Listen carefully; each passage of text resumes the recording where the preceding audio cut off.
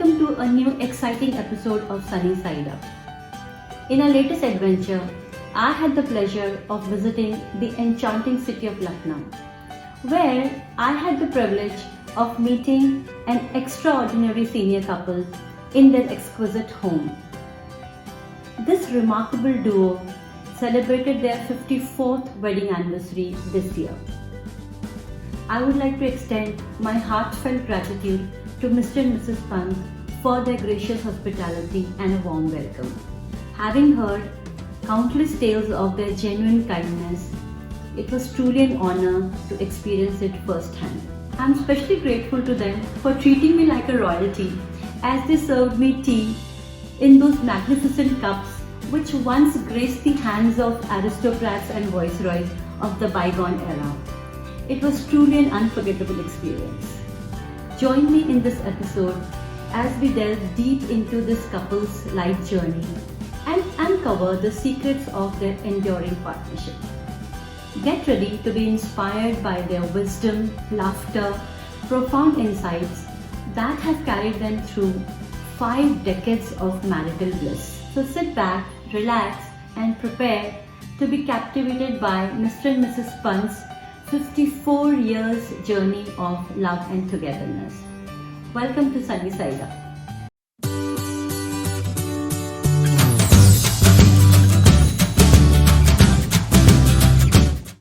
So let's start with an introduction round of the couple. शुरुआत करते हैं mister Harish Pant से. So, I was born in a small village in Togetherness district called Dhanoli, with a small town called Berina, very close by. वहीं primary education हुई, बचपन वहीं बीता. उसके बाद क्योंकि वहाँ हाई स्कूल की व्यवस्था नहीं थी, अल्मोड़े आए. अल्मोड़े में GI से हाई स्कूल और इंटरमीडिएट किया. मेरी बड़ी इनेट डिजायर थी कि मैं एक जियोलॉजिस्ट बनूं, क्योंकि पत्थरों के साथ वहाँ रहते थे. तो जियोलॉजी सिर्फ लखनऊ में थी. नॉर्मली कुमाऊँ के लड़के इलाहाबाद यूनिवर्सिटी जाते हैं, मैं लखनऊ आया इसीलिए कि जियोलॉजी पढ़ी थी. जियोलॉजी से BSc किया, फिर MSc किया. उसके बाद कई नौकरियां मिली जियोलॉजी में, ज्वाइन नहीं की. स्कॉलरशिप मिली PhD करने के लिए, मॉस्को जाने के लिए, रूस जाने के लिए 5 साल की. वो भी नहीं किया क्योंकि बहुत लंबा पीरियड था, मैं बाहर नहीं रहना चाहता था. तब तक मेरा सिविल सर्विसेज में सिलेक्शन हो गया था IRS में 66 में. एंड मैंने IRS ज्वाइन किया. Journey started from Nagpur. It is undeniably awe-inspiring to have started one's journey from a quaint village in Uttarakhand and ultimately excelling in the university and then joining the esteemed Indian Revenue Services, and that also in the early 60s. For me, that is a remarkable display of personal resilience. Chaliye, let's get to meet his better half, Mrs. Geeta Pant. So, my childhood was all spent in Lucknow, and शुरू में मैं रेटो convent में ही मैंने enter किया in the lower KG rather nursery, and I finished my bachelor's from there and then joined the Lucknow University, and so I'm actually a Lucknowite. Retirement के बाद भी posting भी बीच में यहाँ हुई इनकी, और फिर रिटायरमेंट के बाद भी आ गए, तो आई एम मेरी मैं अपने ग्रैंडफादर के साथ रहती थी. And Rani Sahab Pulwar is the person who brought up मेरी मदर एंड मौसी को भी, और फिर मैं उन्हीं के साथ रही. I was living in a very different society. मैं रजवाड़ों के साथ भी I was attached because of Rani Sahab, and because मेरे नाना जी जिनके साथ मैं थी वो सब पहाड़ियों से. तो ऐसा नहीं था कि मैं बिल्कुल, I had a very it was a very jumbled up bringing up, but of course it paid a lot because I can mix with both type of people and I know everything about their culture. मैं अवधी बहुत अच्छी बोल लेती हूँ क्योंकि सब मेरी जो जिनकी नौकरानियाँ थी सब अवधी में बोलती थी. तो मैं अवधी भी अच्छी बोल लेती हूँ. मैं पहाड़ी बोलती नहीं हूँ, बहुत अच्छी नहीं बोलती हूँ, बोल लेती हूँ पर समझती सब हूँ. तो 2 कल्चर्स का पूरा amalgamation सारे समय था. Very interesting that my mother and Mausi were just 2 sisters. And my Nana, he was an educationist. He was very particular that the girl should be educated. तो उस जमाने में they were the first 2 Indian girls to go to the All Saints College in Nainital, convent in Nainital. That was मतलब काफ़ी हल्ला भी हुआ, फिर ये हुआ शादियाँ इनकी नहीं होगी, तो उनका कुछ भी मैं पढ़ाऊँगा तो जरूर। तो they were the first 2 girls to go to a convent from the hills. It is evident that Mrs. Pant's upbringing contrasts greatly with that of her husband. Her journey unfolds from a more privileged and socially elevated status. Notably, her mother and Mausi were among the pioneering women from hills who had the opportunity to study in a convent, breaking societal norms. Clearly, her lineage is of progressive thinkers. Her maternal grandfather is a forward-thinking gentleman who recognized the paramount importance of girls' education even in those times. Now let us continue to witness how these two individuals from different backgrounds join forces to embark on a shared life together. So, after finding a stable job, the next step in any individual's life was to find a life partner. Basically, Shadi is considered to be the next settling down stage in those days, and I guess in times to come as well. So following the Pahari cultural norm, the girl's side was asked to initiate the proposal. However, what is admirable is Mr. Pant's sensitivity towards the situation. He expressed his reluctance to meet the girl solely with a purpose to evaluate and then accept or reject her. Instead, he chose to discreetly catch a glimpse of her in a marriage function, and as they say, rest is history. मैं हल्द्वानी में posted था उस समय income tax officer, और uncle जिन्होंने हम लोग को पढ़ाया, तो उन्होंने कहा कि I think you are now alone and you should go ahead with your marriage. आप देख लो कोई लड़की जो तुम्हें पसंद हो आप करो, लेकिन मैं कंप्लीट फ्री था। ऐसे लोग हम लोग के बैकग्राउंड ऐसा है जहाँ पेरेंट्स ही लड़की ढूंढते हैं वही तय करते हैं। तो मैं कहा आप ढूंढे, तो हम लोग फिर मैं देखूँगा क्या बात है। तो उन्होंने किसी तरह पता लगा कि एक मिस्टर पीसी पांडे हैं, बहुत सीनियर IAS अफसर हैं, लखनऊ के डिस्ट्रिक्ट मजिस्ट्रेट भी थे उस समय, उनकी लड़की है लोगों, और फिर एक बीच में उनके रिलेटिव, हमारे यहाँ तो थ्रू एंड थ्रू होता है, कोई एडवर्टीजमेंट नहीं है, कोई डायरेक्ट कॉन्टेक्ट नहीं। तो उन्होंने भी कहा कि एक फलाने का लड़का है वहाँ पर ऑफिसर है, अच्छा लड़का है, तो आप क्यों नहीं इनिशिएट करते। तो पांडे जी ने जो उनके फादर थे उन्होंने चिट्ठी लिखी मेरे चाचा जी, और हमारे यहाँ उस समय कंजर्वेटिज्म ऐसा था कि लड़का वाला नहीं अप्रोच करता। अच्छा। लड़के को ये काम जो है कहला दिया जाता है कि भाई आपकी तरफ से ऑफर जाना चाहिए क्योंकि लड़की आपकी। अच्छा। तो बाबू was very liberal and as well as conservative, और पढ़े लिखे थे, बड़े अच्छे नौकरी में थे। तो उन्होंने एक बहुत अच्छी चिट्ठी मेरे चाचा जी को लिखी, ऐसा ऐसा मैंने सुना आपका भतीजा एंड मेरी एक लड़की है वो MA कर रही है, तो I am interested, if you like then we can talk further. तो चाचा जी ने मुझे चिट्ठी दिखाई, मैं अगर आप ठीक समझते हैं तो मुझे कोई प्रॉब्लम नहीं है। चिट्ठी के फोटो भी थी? नहीं, कोई फोटो नथिंग। उसके बाद उन्होंने कहा कि तुझे अगर देखनी है बात करनी है तो मैं बात कह देता हूँ पांडे जी से। मैं कहा नहीं, मैं ऐसे नहीं देखूँगा, क्योंकि मैं भी थोड़ा कंजर्वेटिव था एंड आई वाज कंसिडर्ड। मैं कहा देखिए उनकी तो लड़की, अगर मैंने देखा मुझे पसंद नहीं है और मैंने कहा मैं नहीं करता, तो लोगों में बात तो फैल जाएगी कि हरीश ने वो देखी और उसने रिजेक्ट कर दिया।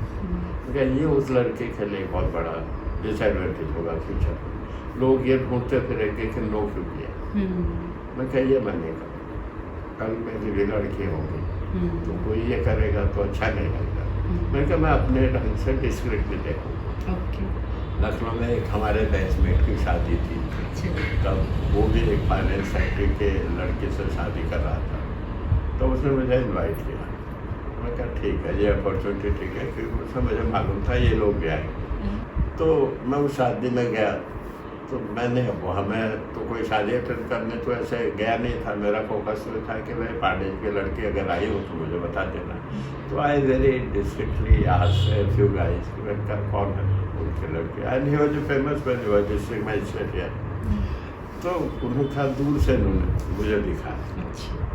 तो my first impression was it was very pleasant. मैं कहा अच्छी लड़की है। Basically, I did not want He a did not dislike. Okay, No, I won't put say it that. that way. Let's put it No, that no, way. no, no. It was not like that. Okay. You see, when you see a person, whether it is a man or a woman, you immediately either like him or ये लगता है यार कोई जचा नहीं। You have an impression तो judge without गई, any mistake of any जज गई, हाँ, जज बिना गई। बात के भी बिना चीट के भी आपको कुछ लोग बहुत पसंद लगते हैं, अच्छे लोग हैं, Right. पहले लोग। जैसे हम आपके भाई साहब के लिए सोच रहे थे आज आएंगे तो एक नया परिचय मिलेगा।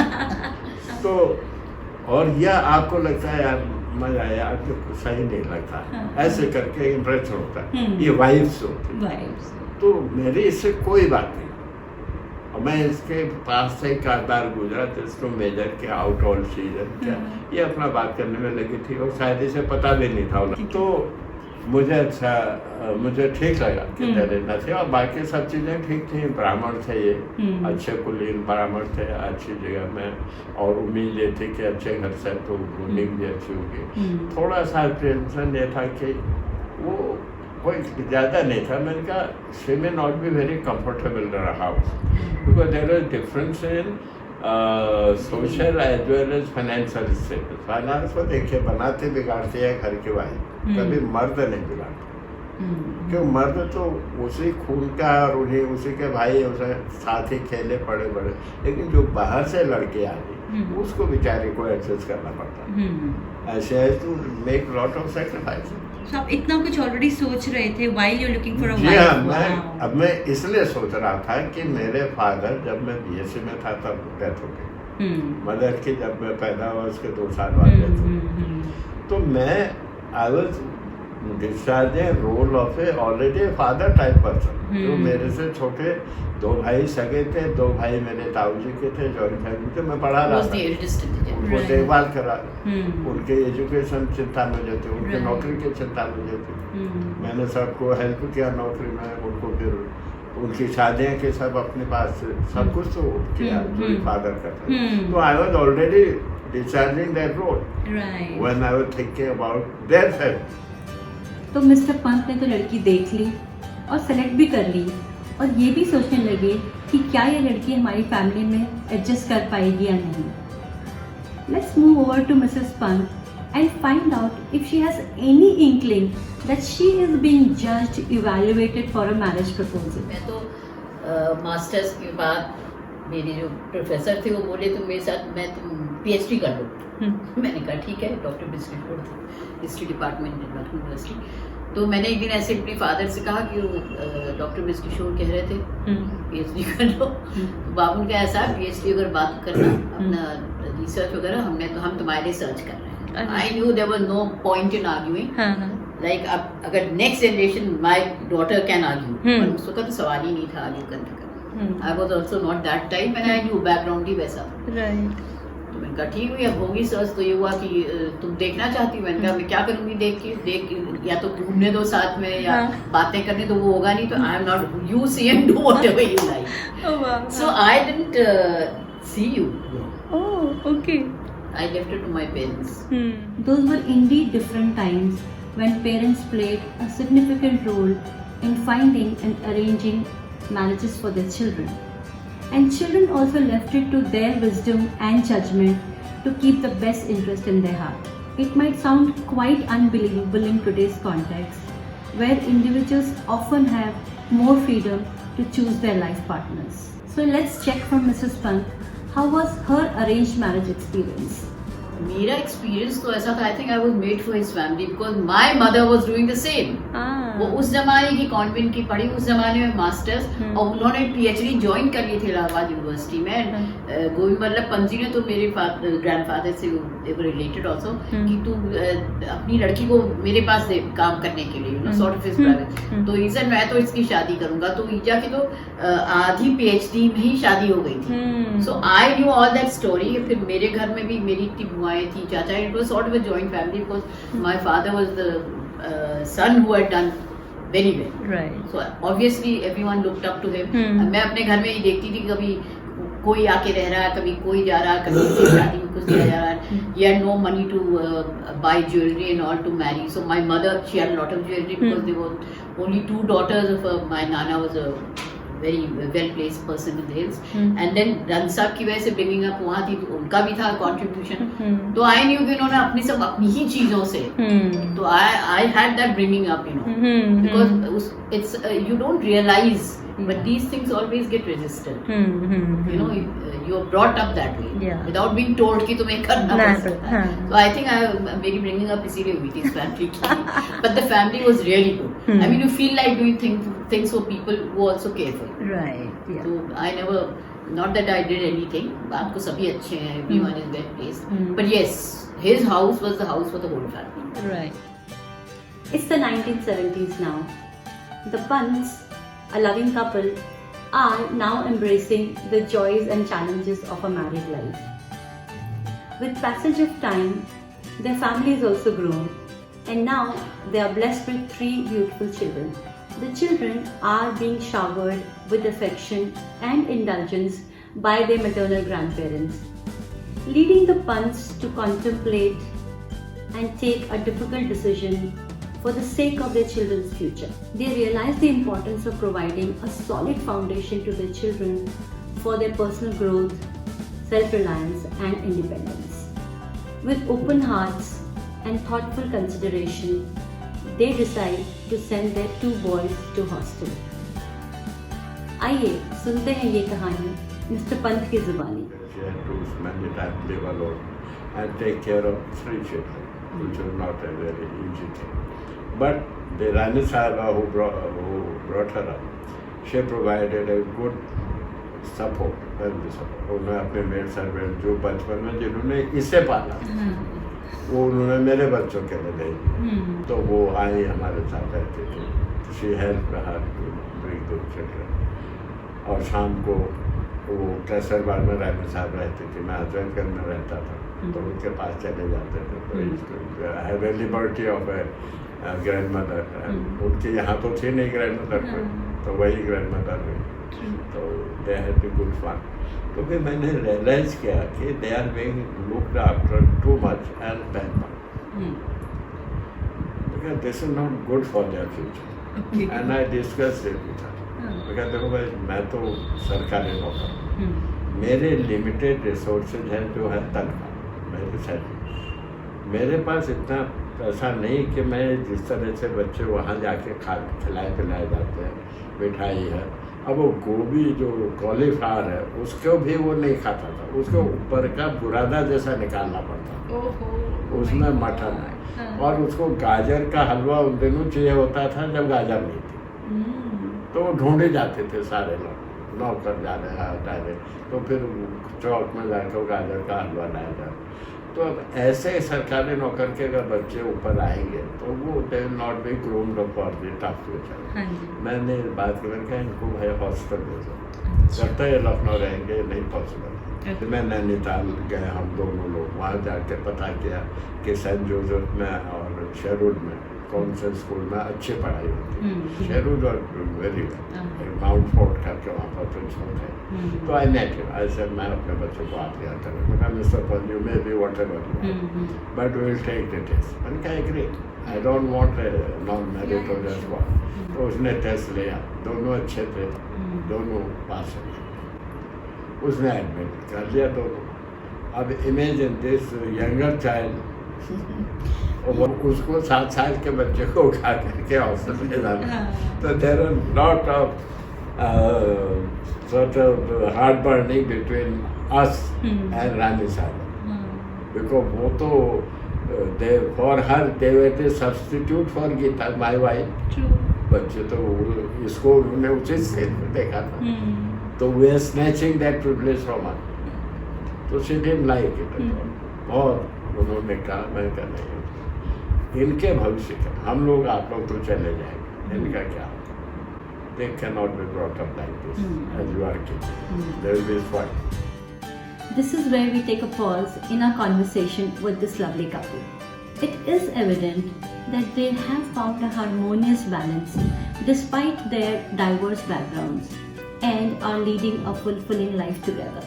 In the next episode, we will share some captivating tales from Mr. Pant's illustrious career as a tax collector, as well as uncover their secret to maintaining a loving relationship over 5 decades.